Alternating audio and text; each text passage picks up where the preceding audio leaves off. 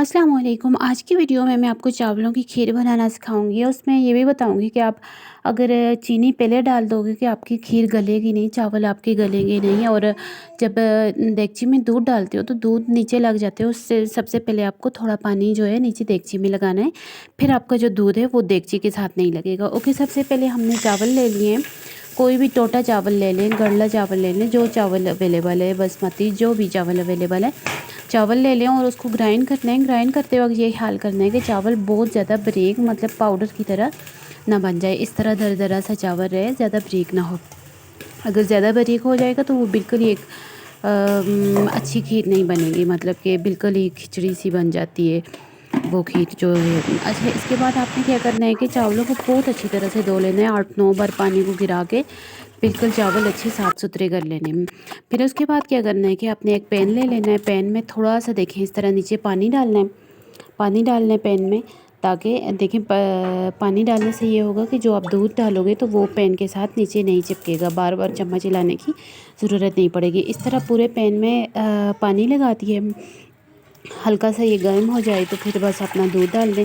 अगर आप मतलब सिंपल पैन भी अगर आपके पास स्टील सिल्वर जो भी पैन है, इस तरह पानी लगाएंगे तो ये नीचे नहीं लगेगा। दूध गर्म होते तक मैं अपने ये ड्राई फ्रूट वगैरह काट देती हूँ। छुरी से काटें या इस तरह इसमें लंगरी में काट लें।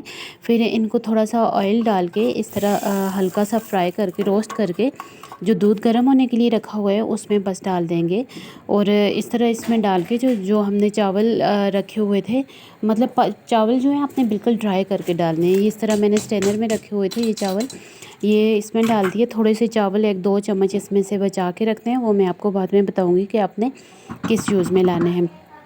इसी तरह आपने ये डाल दिए, इसको बॉयल होने तक पकाते रहें। इस तरह बॉयल होने के लिए पकाते रहें। ये जो ड्राई फ्रूट हैं और ये जो चावल मैंने बचा के रखे थे और ये जो है ये मिल के, इससे मैं आपको बताऊंगी कि आपकी खीर गाढ़ी कैसे होगी। ये सिंपल पानी डालो और ये ग्राइंड कर लिया तीनों चीज़ों को, बिल्कुल एक वो जैसे बिल्कुल आटा बना देते हैं उस तरह। ये देखें बिल्कुल एक प्लेन बन गया, आटा बन गया।